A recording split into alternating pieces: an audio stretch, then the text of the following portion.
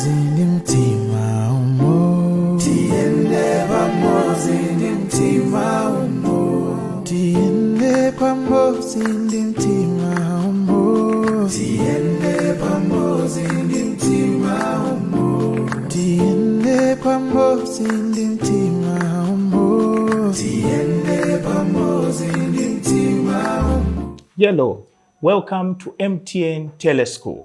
Your host, John Kaleo Mwiinga, teacher at Likasa Boys Secondary School. This day, we'll be looking at Mathematics Grade 9, 2019 Final Examination.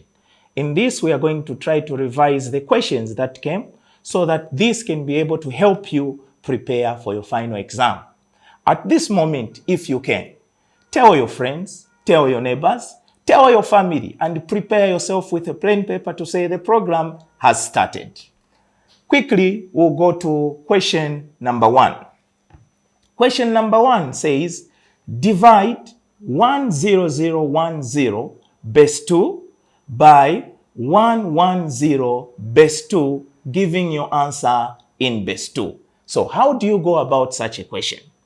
You first of all have to understand that in base 2, we simply group numbers in groups of 2. Therefore, in base 2, there is no number 2. There are only two numbers, 0 and 1. So how do you go about it? First of all, you have to determine which one is the divisor and which one is the dividend. From the way the question has been phrased, 10010 is our dividend. This is our dividend. And 110 is our divisor. After determining that, we can use the long division.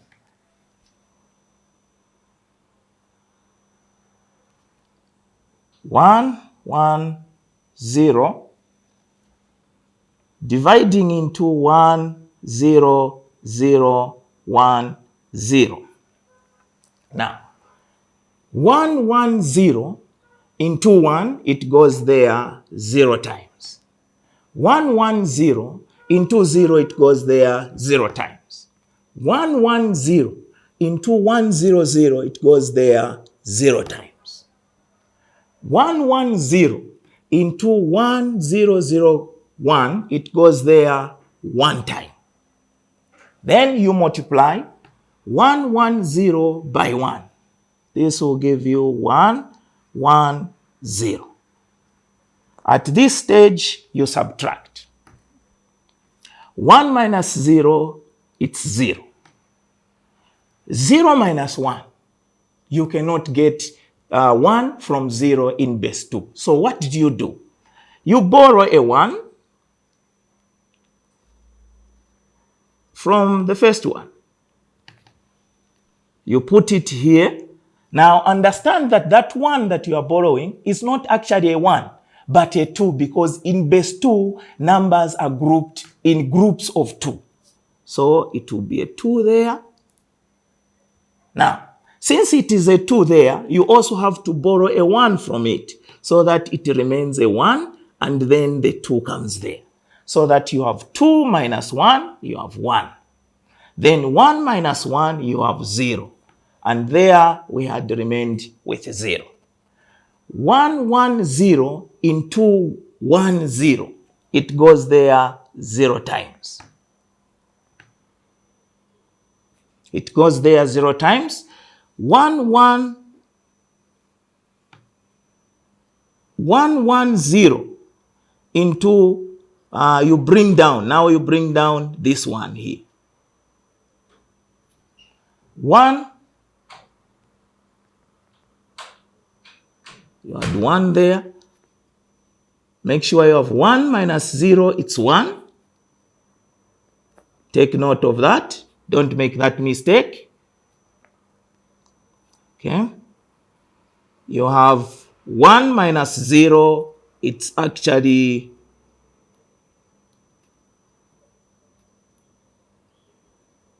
1, not the 0. Don't make that mistake. So you have 1, 1, 1, Then you say 1, 1, 0 into 1, 1. It goes there 0 times. So you bring down this 0 here. So that you have 1, 1, 0. 1, 1, 0 into 1, 1, 0, it goes there 1 time. When you multiply 1, 1, 0 by 1, you have 1, 1, 0. At that point, you subtract. 0 minus 0, it's 0. 1 minus 1, it's 0. 1 minus 1, it's 0. Since you found the zeros, then it simply means that your answer is therefore 1, 0, 1 in base 2. You can also go further to try to prove, because, you know, in mathematics, this is not the only way in which you can solve this question. Others would prefer you change the numbers first to decimals, that is in base 10, and then you work out as normal mathematics. But that would take more time, because in the exam, you are racing against time. So if you've picked it up like this, you can also try by changing the numbers into base 10. Let's quickly go to question number 2. Question number 2 reads, no, not question number 2 actually, it's question number 1B. Question number 1B. We've solved 1A. 1B says, Nomsa has 4 red pens and 6 black pens in her bag. She picks a pen at random from the bag. Find the probability that it is black. The question is on probability. Now, how do you go about it? First of all, you need to understand what is probability. Probability is a chance. It gives you a chance to determine whether an event will happen or not happen. Now, how is it given? Probability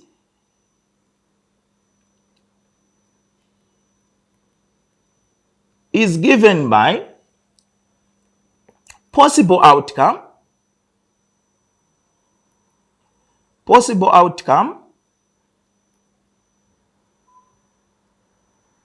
divided by total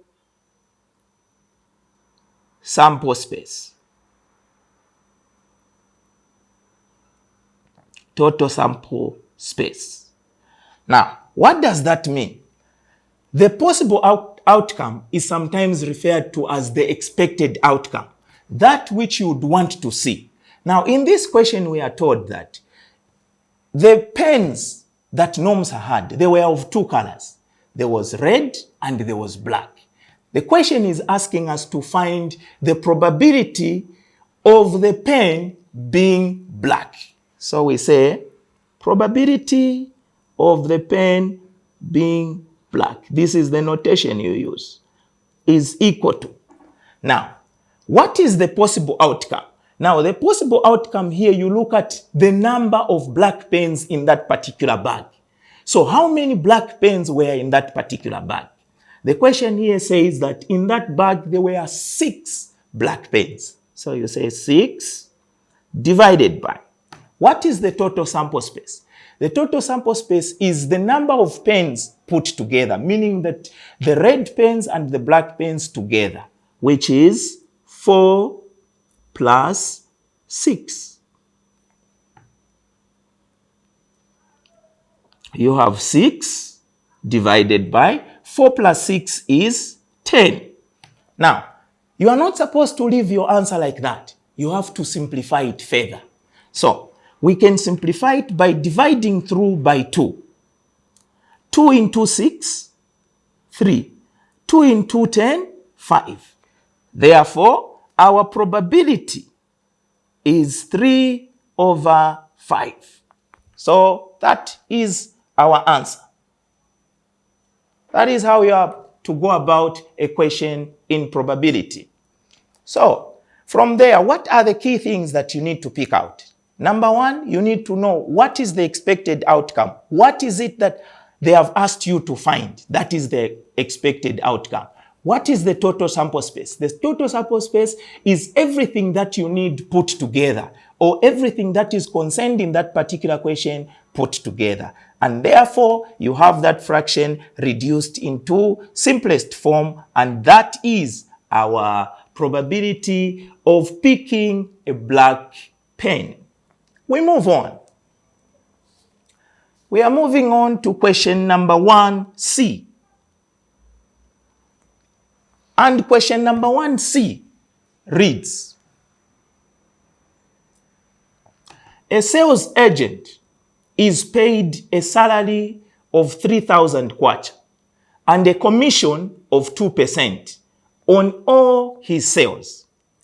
Calculate his income for a particular month. He sold goods worth 40,000 kwacha. Now, this is a question that falls under social and commercial arithmetic. It's basically everyday mathematics, the mathematics that we use to run our lives. So in this particular question, we are told that there is a sales agent. This sales agent gets his money in two ways. First of all, there is a salary, which is 3,000. Other than that, there is a commission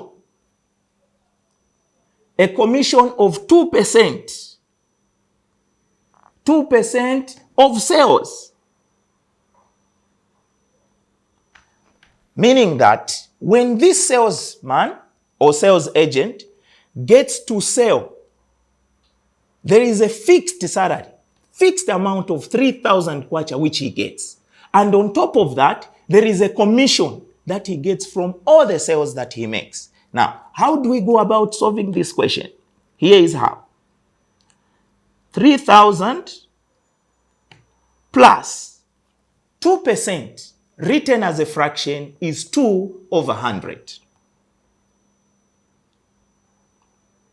Of simply means multiply by.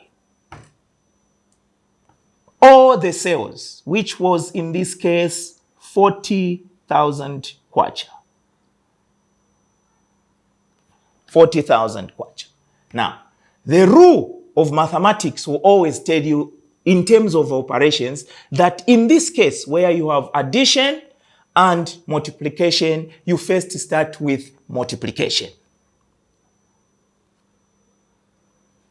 You write your 3,000 there. Plus, you can divide there. 0 there, you divide there. 0 there, you divide there. 1 into 2, you have 2. 2 times 400, that gives you 800 kwacha. At that point, you add 3,000 plus 800 kwacha, which must give you 3,800 kwacha. This is your answer. This then tells you that this particular sales agent will be able to get 3,000 fixed amount and a commission of 800. The total coming to 3,800. This is the beauty of mathematics in the sense that you can even use it in everyday mathematics, just as you've seen in this particular question. We move on to question number 1D. Question 1D. And question 1D reads, a pressing iron is valued at 115 kwacha, inclusive of value-added tax. Given that the VAT, which is value-added tax, is charged at 15%, calculate the cost of the pressing iron before VAT. Interesting question. This question, just like the previous one, falls under social and commercial arithmetic. Here you are trying to use your knowledge of mathematics in everyday life. So here is a pressing iron whose price is at 115 kwacha. Now you are told that this 115 kwacha is inclusive. Now, the word inclusive means that in this 115 kwacha, there is an amount which is referred to as value added tax. So they are saying that now in this particular question, find or calculate the cost of the price of the iron before the VAT. So how much was it minus the VAT? That's basically what you are trying to find out. But then they've not left it hanging. They've equally told you that the VAT is calculated at 15%. 15%, meaning that 15% of the price of that particular iron. So, first we find the VAT. We are told that the VAT is calculated at 15%, which then tells you that 15% is 15 over 100 multiplied by the price of that particular iron. Good.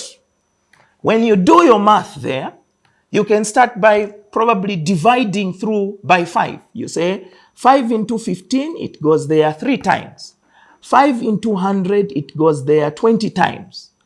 5 into 20, it goes there 4 times. 5 into 11, it goes there 2 times, remainder 1. 5 into 15, it goes there 3 times.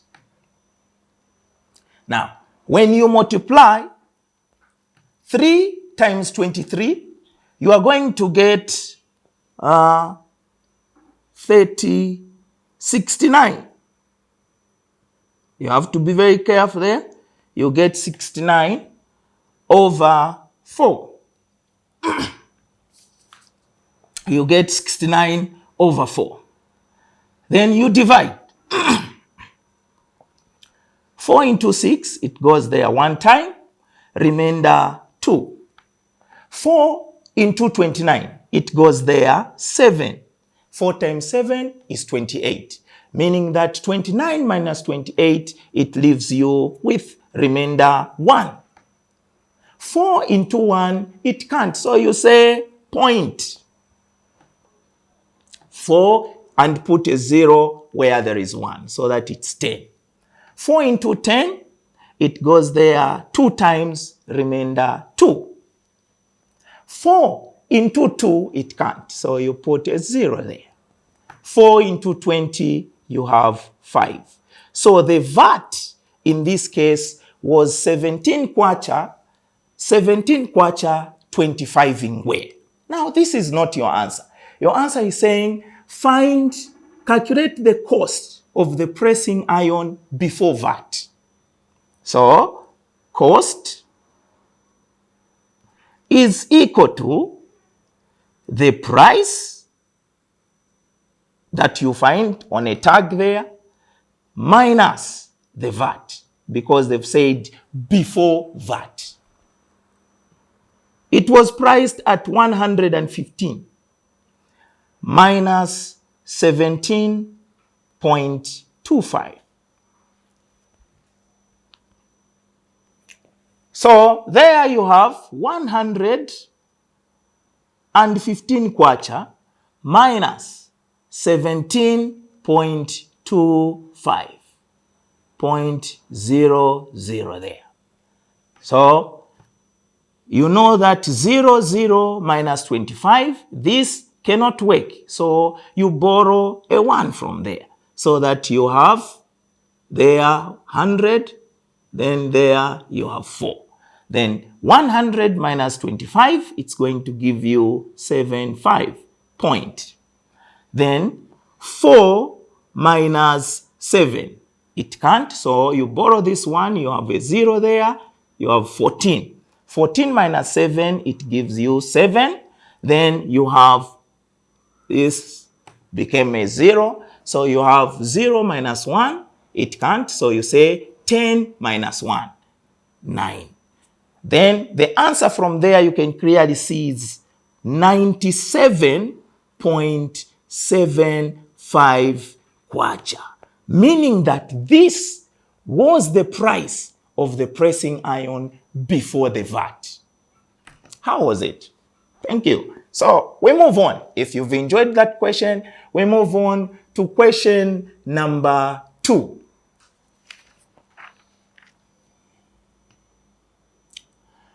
Question number 2 is also another interesting question which applies mathematics in everyday life. This was a beautiful paper because the focus was mathematics in everyday life, as we've seen at least in the first question. So question 2A, it reads, the tax-free allowance for Mr. Ndalama is 3,300 kwacha, and he pays income tax at the rate of 30% on the balance of his salary. Calculate the net pay for Mr. Ndalama if his monthly salary is 5,500 kwacha. Now, before you move any further, you need to ask yourself, what is the net pay? Now, the net pay, this is the amount of money that a worker takes home after all the deductions have been made. Now, in this particular question, they've given us a guide. He's saying there is an allowance. There is a tax allowance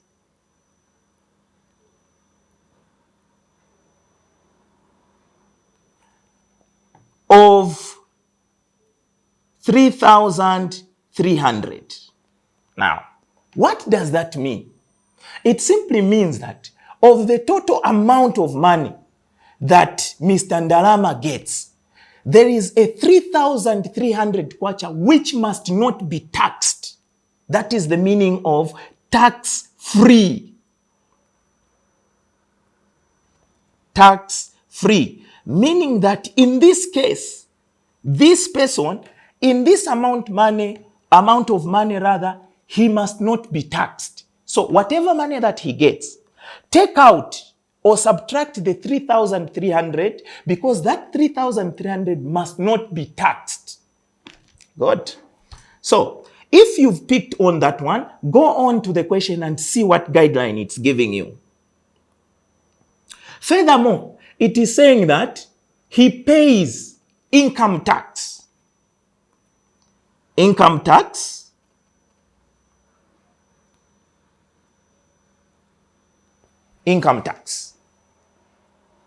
of how much? 30% on 30% on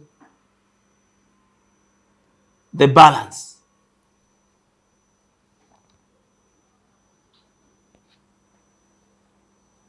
Now, underline this one, balance. 30% on the balance. Now, what is this balance? This balance is the amount of money that remains when you take out or when you subtract the 3,300 from the total of what Mr. Ndalama gets. Now, that money that remains is the one from which you get the income tax. Okay. How do you do it mathematically? You say his monthly salary is 5,500.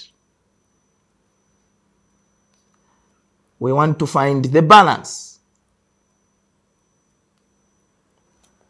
5,500 kwacha minus the amount which he is tax-free, or the amount which must not be taxed, which was in this case 3,300. When you do your math there, 5,500 minus 3,300. What is the answer? Try to work it out on a piece of paper. Very good. If you did your math right, you will see that from here you get 2,200 kwacha. You got that right. Very good. Let's move on. So this is the balance. Now, they are saying the income tax. The income tax is equal to 30% on balance.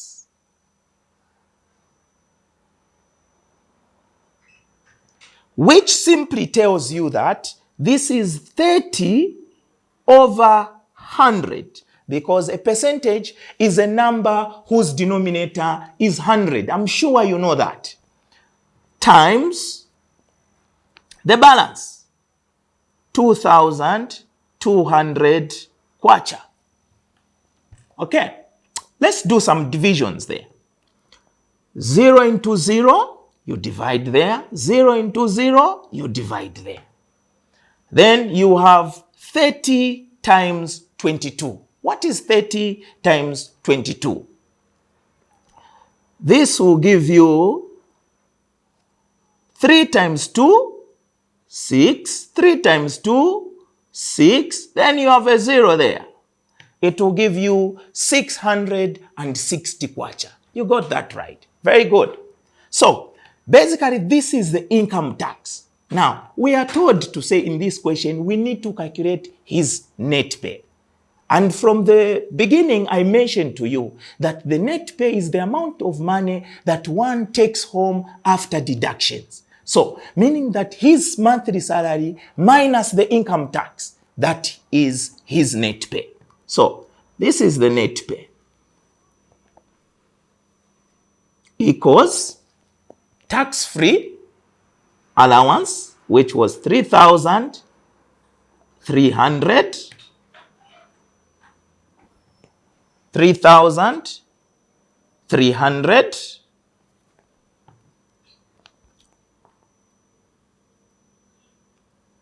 plus the balance. Remember, the balance was 2,200. Now, it is from that 2,200 where you need to get the income tax, or where you need to subtract the income tax from. So you say 2,200 minus the income tax, which was 660, like that. This will give you 3,300 plus. Order of operation will tell you start with the brackets. So 2,200 minus 660. What is the answer? Let's try to do some basic math, because this is not a calculator version, meaning that you need to do this arithmetic on your own. So we have 2,200 minus 660. 0 minus 0, you have 0.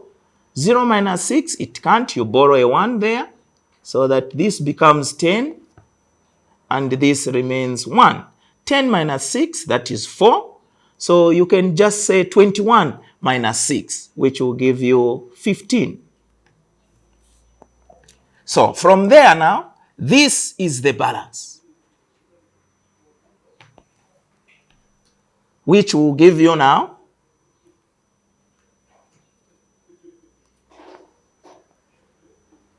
3,300 kwacha plus 1,540 kwacha. That will be his net pay when you add those. So when we add 3,300 plus 1,540, we get 4,840. Did you get that? If you did, very good work. So that is our answer. It simply tells us that that was the amount of money that Mr. Ndarama took home, and is simply known as the net pay, the money that he gets after deductions. Wasn't it interesting? I bet it was. So at this point, we move on to the next question,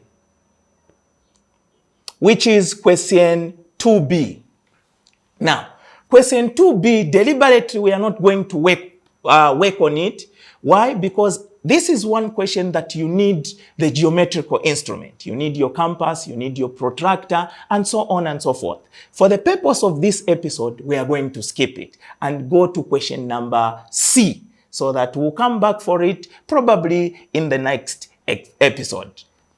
But otherwise, you can try it on your own, and then in the episode, you verify the answer. So we are going to move on to question number 2C. Question number 2C reads, given that M is equal to 1, -3, 4, 5, and N is equal to -1, 0, 0, 1. Find Mn. This question is on matrices. Now, when you are doing multiplication of matrices, the only key thing that you need to take note of is the rows and the columns, because matrices are determined by their order, and the order determines whether you are going to get the answer correct or you are going to get it wrong. So here we are told that we need to find the matrix Mn, meaning that we multiply matrix M, which is 1, -3. Let me write this properly. 1, -3, 4, 5. Multiply by the matrix N, which is -1, 0, 0, 1. Now, you need to understand that in matrices, when we are carrying out our multiplication, we always start with the rows in the first matrix multiplied by the columns in the second matrix. What am I saying? So, in the first matrix, we have this. This is the first row. This is the first row in the first matrix. And this is the column in the second matrix. So we multiply row by column. Always take note of that. Row by column. Meaning that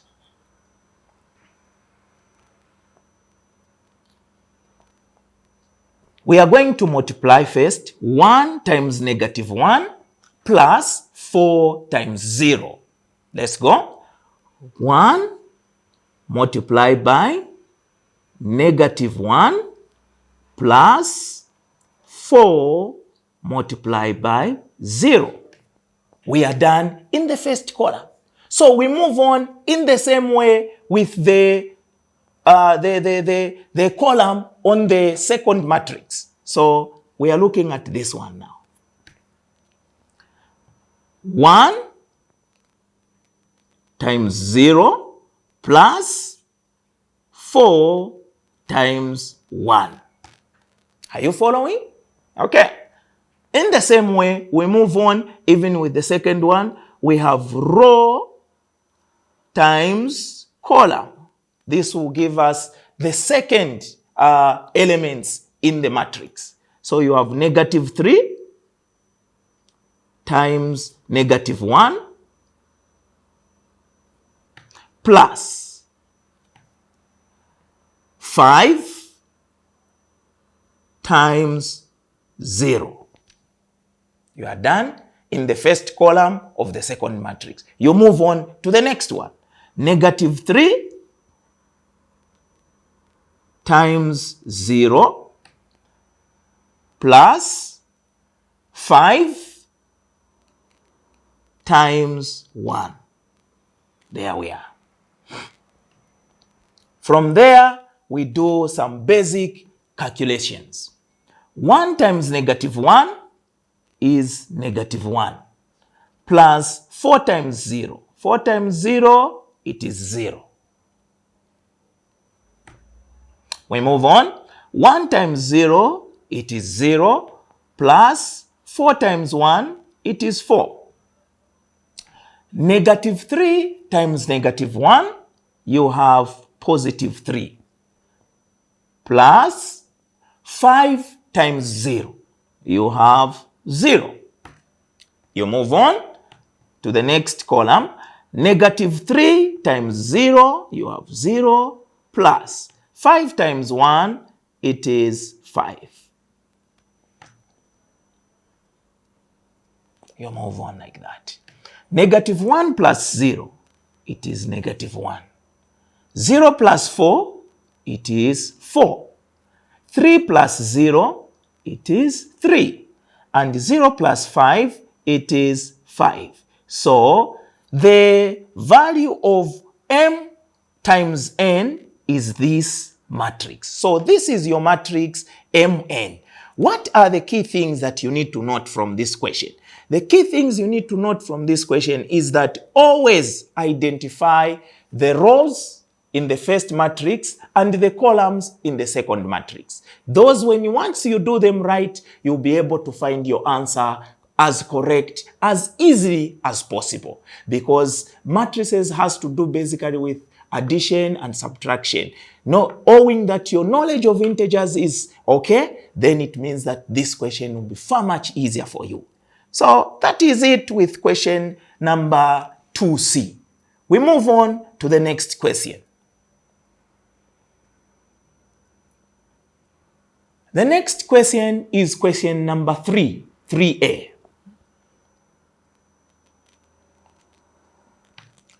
Question number 3A reads, the arrow diagram below represents a relation from set A to set B. So there is an arrow diagram. Set A to set B. In the first set, you have negative 1, 0, 1, 2. In the second set, you have 5, 4, 3, 2. And these are related as follows.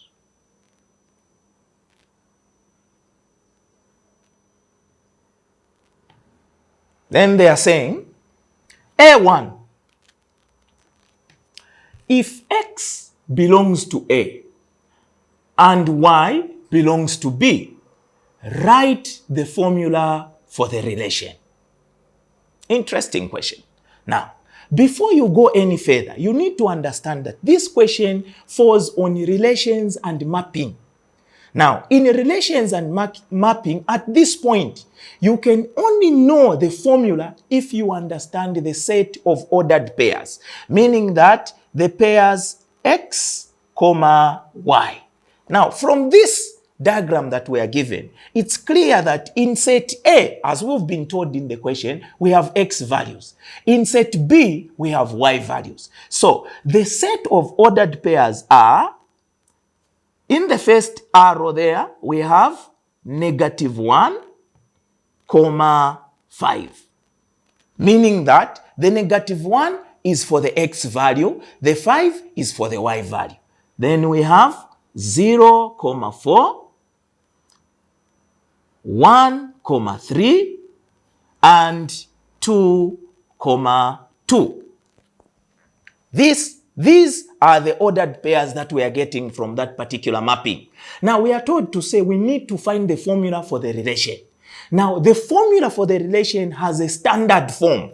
The standard form is given as y equals mx plus c. At grade 9 level, this m is known as the common difference. The common difference between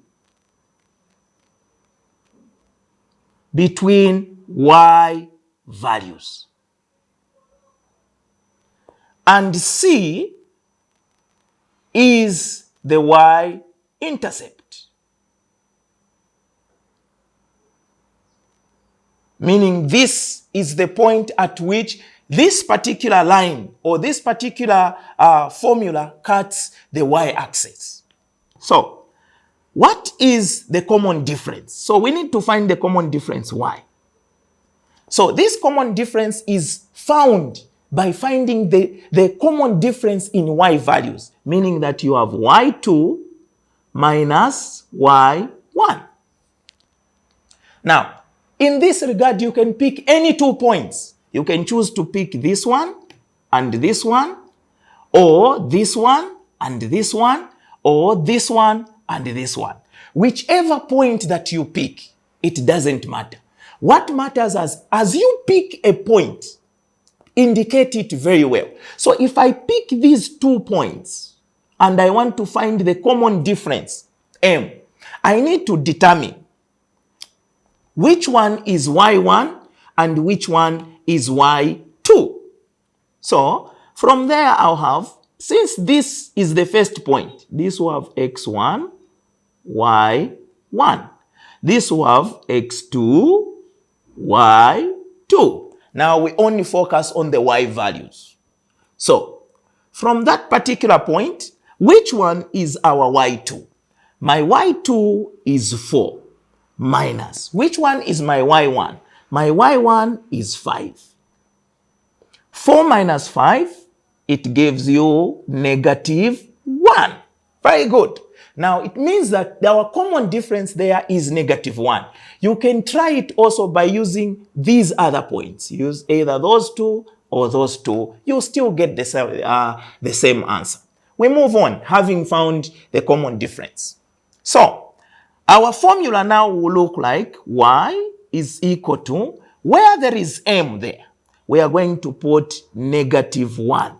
Now, you have to note that mx simply means m times x. So we'll say multiply by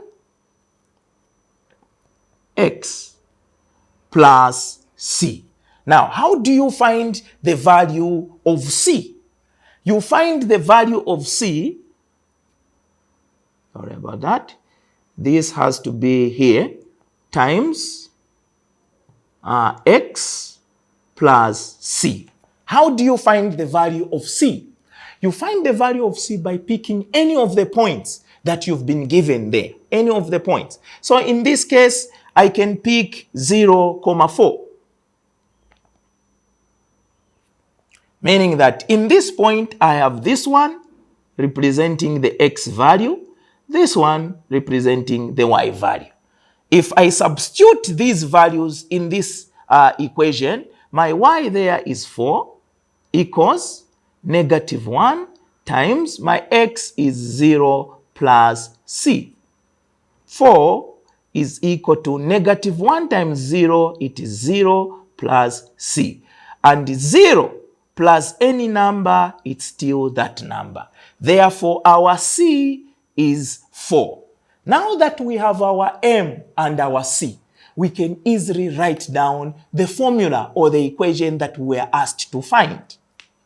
Therefore, our formula will be y is equal to, where there was m, we found our m to be negative 1 times x plus, what was our c? 4. Now, we do not say negative 1x. We say negative 1 times x is negative x plus 4. When the coefficient is 1, you say that variable without mentioning the number. So in this case, the formula that we are looking for is y equals negative x plus 4, meaning that this formula is consistent in all these values that were found in this given question or in this mapping. That is it with our question 3A1. At this point in time, we're going to take a short break. Please don't go anywhere. Just invite more of your friends that we can solve together. I'll be coming back. Okay, let me know how it goes. I will. I need to go now. And don't forget to check up on your brother. Ziva mami, I will. I really need to go. Niza chedwa. And also wish your dad a happy birthday. Bye. Ish, my mom. She never stops talking, but I'm not complaining because I love our conversations. And MTN's 777 Just For You makes life and communication so much easier. Especially for a student like me, cause sinisebenza just yet. So, with 777 Just For You, I get special discounted data and voice bundles that allow me to do my schoolwork with ease and keep up with the latest trends online. I get to call my family and friends, plus there's also a gift folder. To cut the long story short, I talk more and browse longer. That's my mom. I better video call my dad and brother before class. MTN gives you so much more with 777 Just For You. Enjoy amazing day and night bundles, super fast 4G data bundles, Loco Nilaka, and more. Plus, you also get a special gift from us. Simply dial *777# and select an offer of your choice. Sekelela, we are on your side. MTN. Welcome back. From the previous question, we solved question 3A1. Now we are going to question 3A2. Question 3A2 was saying, find the value of y when x equals 5. Meaning that when you found the formula, which was y equals negative x plus 4. Find the value of y when x is equal to 5. In this particular question, all you have to do is to substitute. Where there is x, substitute with 5. So, y will be equal to negative. Note that this negative is independent of the x value. So, you open brackets, then you say x is 5 plus 4. Very, very important. Y is equal to negative times 5. It will give you negative 5 plus 4. And we know that negative 5 plus 4 is equal to negative 1. So our y value is negative 1 when x is equal to 5. Good. We move on to question number 3B. Question 3B reads, Chelsea bought a car at 40,000 kwacha. Chelsea bought a car at 40,000 kwacha. If it depreciated using the straight line method at 20% per year, calculate its value after 3 years. Good. Now, in this question, before you move further, you need to understand what they mean by depreciation. To depreciate simply means to lose value or loss in value. Meaning that when this car was bought, as years kept on going, it was losing value. Now we are told that using the straight line method, meaning that the straight line method, the loss in value was consistently, meaning that the loss that happened in the first year happened in the second year and in the third year. That is what they mean by straight line. Okay? So we are told that the depreciation was at 20% per year. Now, so, meaning that we will calculate the depreciation as 20%, which is 20 over 100, multiplied by the cost of the car, which was 40,000 kwacha. Like that. Now, understand that this depreciation we are calculating is for the first year. For the first year. The first 1 year. Equals. So we divide there. Then we have 20 times 400. That gives you 8,000. Good. So this was the depreciation, the value of the depreciation per year. Meaning in the first year, the vehicle depreciated by 8,000 kwacha, second year 8,000 kwacha, third year 8,000 kwacha. So what was the total depreciation in 3 years? Depreciation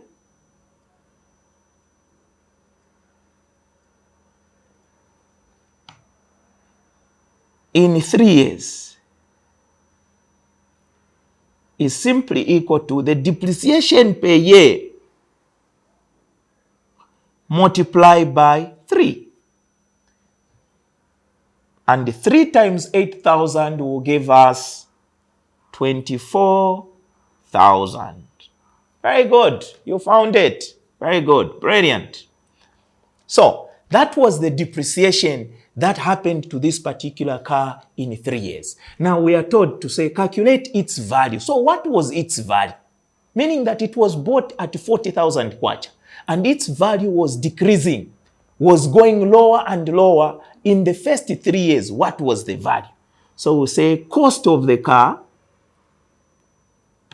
or value of the car is equal to the price at which it was bought, which is 40,000 kwacha, minus, because it's a loss in value, 24,000. Now, what is 40,000 minus 24,000? If you did your math right, the answer that you got must be 16,000 kwacha. Did you get it? Very good. So after 3 years, the value of the car was 16,000 kwacha. We move on to the next question. That is question number 3C. Now, question number 3C is on similar figures. Now, let's read the question. The question is saying, in the diagram below, triangle ABE and triangle ACD are similar. We've been told that they are already similar. Given that BC is equal to 5 centimeter, CD is equal to 9 centimeter, and BE is equal to 6 centimeter, calculate the length of AB. Now, you have to understand the concept of similarity. Now, we are told that, or we know that if two triangles are similar, then it means that the ratio of their corresponding sides are what? Equal. Very good. The ratio of their corresponding sides are equal. And that is the concept that we are going to use to solve this question. So we are told to say triangle ABE. We say over, meaning that is similar to triangle ACD. So we use this notation to be able to determine the ratio of the corresponding sides. So from here we pick out the side AB corresponds to the side AC. And this also, we have the side AE corresponds to the side AD. And the side BE corresponds to the side CD. It's very important that you identify these two triangles that you are given. And when you identify them, pick out the corresponding sides. And those corresponding sides will give you the ratios that you can use to find the answer. So from there now, we have about 3 ratios. 1, 2, and 3. Which one do you use? You only need to use 2 of them. So that those two, they can help you find the value of the unknown. Meaning that this one with AB is a must because that is the one we are looking for. So we are going to use this ratio AB over AC equal to. Now, this side, we need to be very careful. We need to pick a ratio whose numerator has been given and whose denominator has been given. Let's go to the question. Let's look at the question again. Do we have AE? No, we don't have AE. We have not been given. Do we have AD? No, AD we have not been given. So we leave out this one. We go to the next one. Do we have BE? BE? Yes, we have. So we'll put our BE there. Do we have CD? Yes, we have. And this gives us AB. Now, note that AC is equal to, from the diagram, AB, meaning the length of AB plus the length of BC, which will give you AB plus, what is your BC there from the question? 5 centimeters. Very good. So our AC will be AB plus 5 centimeter. That is our AC. We are told that BE is 6 centimeter and CD is 9 centimeter. At this stage, we cross multiply. We have AB over AB plus 5 centimeter, centimeter into centimeter, they will divide through each other there. Then we'll remain with 6 over 9. Then we cross multiply. AB multiplies with that one, and this one multiplies with that one. Now you have to be careful here. This 6 multiplies by everything here. So you have AB plus 5 centimeter is equal to 9 times AB, it's 9AB. Okay? Then at this stage, you simplify or you expand by multiplying the number outside the bracket by everything inside the bracket. So we have 6 times AB, it gives us 6AB, plus 6 times 5, it gives us 30 centimeter, is equal to 9AB. At this stage, we group the like terms using the additive inverse.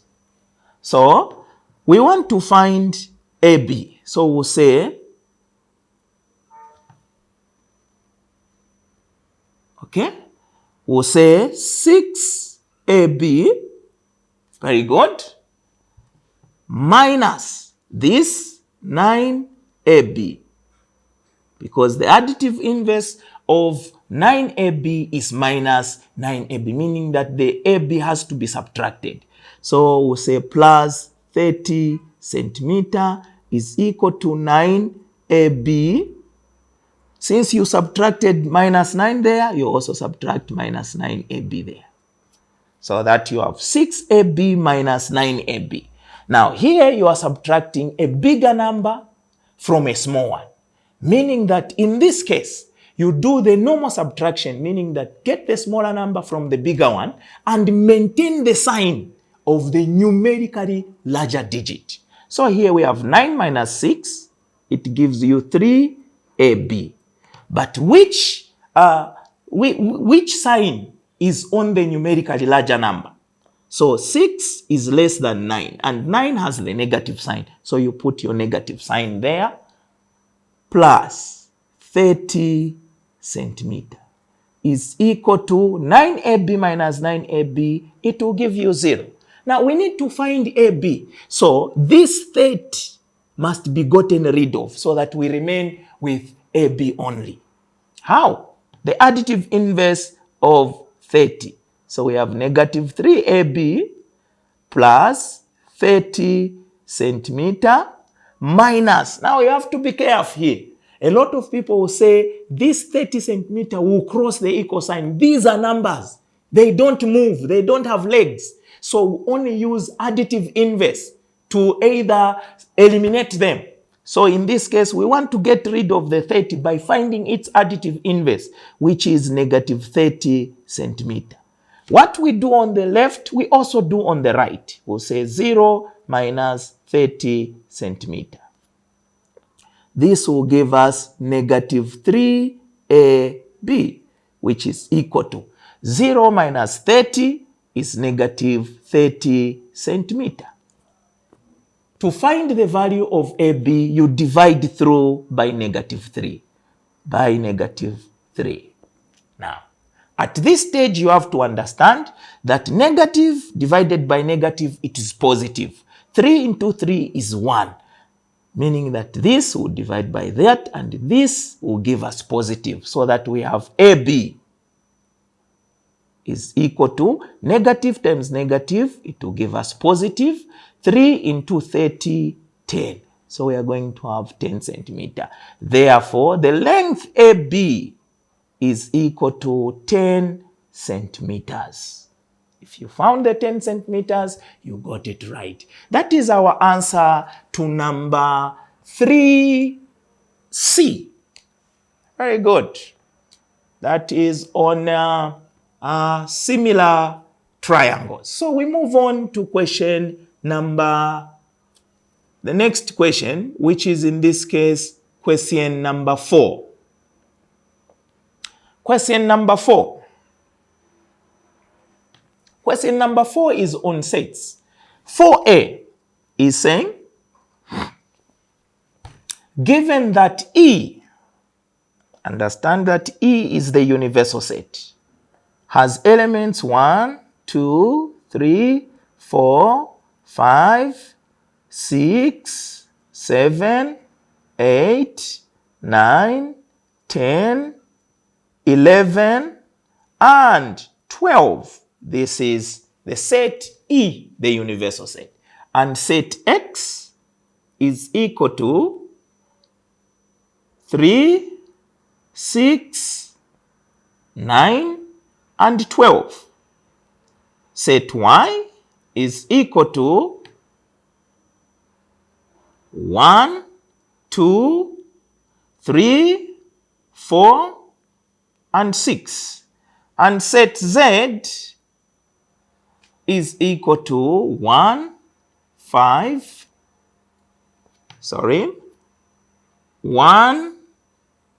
3, 5, 7, 9, and 11. That is set Z. Then A1, we are told to say, illustrate this information in the Venn diagram below. So our Venn diagram, like enough, was already drawn. So we have our Venn diagram given there. Where is that, our Venn diagram? There it is. So we are saying, feed that information or illustrate the information in the Venn diagram. Now, when a question like this comes, it is an intersection of 3 sets. Always go for the intersection of 3 sets where the 3 sets meet. Find those elements first, put them in the set there, and then move further to intersection of 2 sets and so on and so forth. Because that is very key in you whether getting the answer correct or getting it wrong. This is how you do it. So let's look at what is the intersection of X, Y, and Z. What elements are found in X, Y, and Z? From our question there, you can see that the element 3 is in X, it is also in Y, it is also in Z. So we put it there. We put the element 3 with a dot.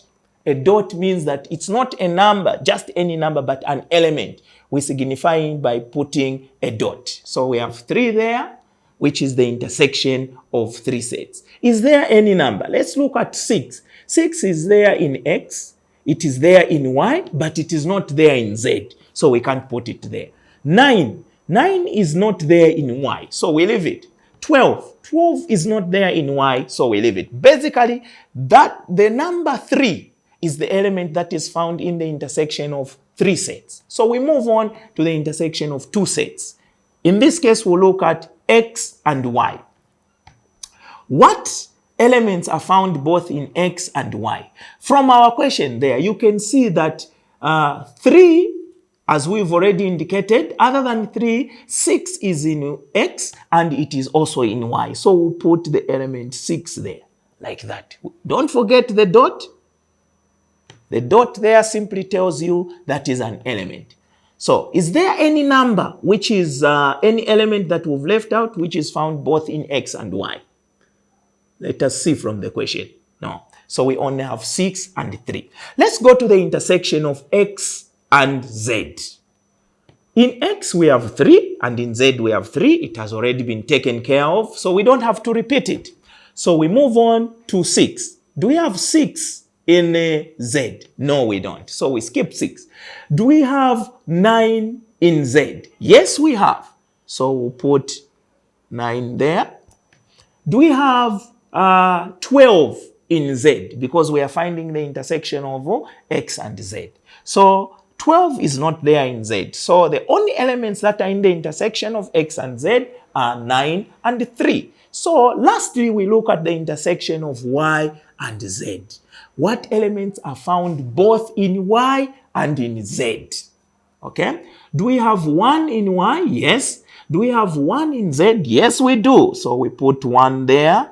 Don't forget the dot to signify that it's an element. Other than that, do we have 2 in z? No, we don't. Do we have 3 in z? Yes, we have, and it has already been taken care of. We don't need to repeat it. Then we move on. Do we have 9 in y? No. Do we have 11 in y? No. So basically, those are the intersections. So after you do the intersection, now you can go ahead and fill up the other elements in the given set. So we look at set x. Set x has 3, which is there, 6, which is there, 9. The only other element remaining is 12. You put it there. Good. We go to y. 3 in y, we have 1, yes. We have 3, yes. We have 6, yes. Then we have also 2. Okay, so you put 2 there. You also have 4. Also put the 4 there. And those are the elements that are in y. We look at the elements that are in z. So in z we have 1, 3, 5. You put 5 there. 7. You put 7 there. 9 has already been taken care of. And 11. Now, after doing this, you ask yourself, what other elements are in the universal set? Because this rectangular part tells you that this is the universal set. So what other elements that we've included here, and they are in the universal set, but they are not part of these 3 sets, namely x, y, z. They are outside. Let's look at the question again. There we have 8. It's outside. You've seen it. Very good. And then we have also 10.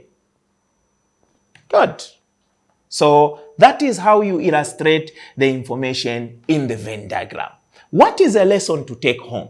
A lesson to take home is that when you are dealing with the intersection of 3 sets, first of all, go to the elements that are common in all the 3 sets. From there, move on to the elements that are common in the 2 sets, which are referred to as the intersection of sets. When you are done with that now, fill in the sets as guided by the question.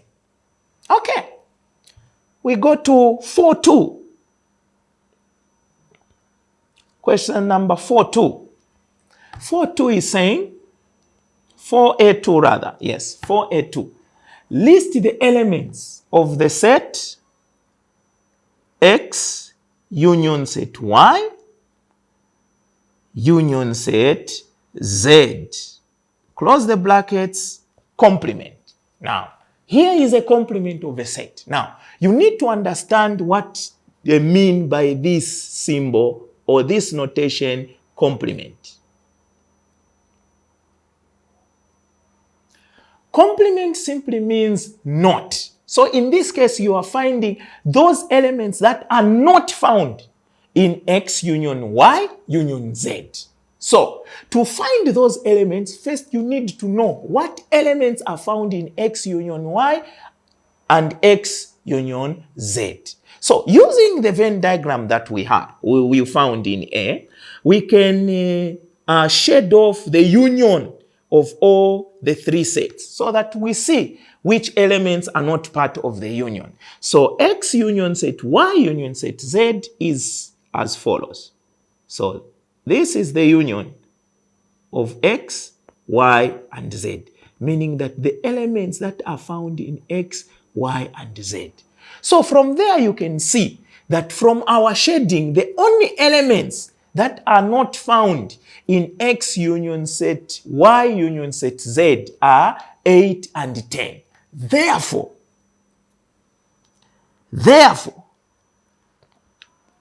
X union set Y union set Z complement is equal to the elements 8 and 10. These are the elements that are not found in X union set Y union set Z, the complement of a set. As simple as that. Good. So we move on to question number 4B. Solve the inequation. Solve the inequation 4Q minus 2 is less than 2 open brackets Q plus 3. Solve the inequation. Solve the inequation rather. 4Q minus 2 is less than 2 open brackets Q plus 3. How do you go about it?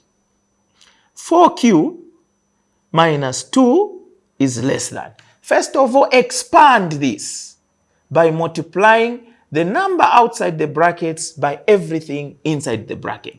So we have 2 times Q is 2Q. 2 times positive 3, it is positive 6. Very, very important. You move on. 4Q,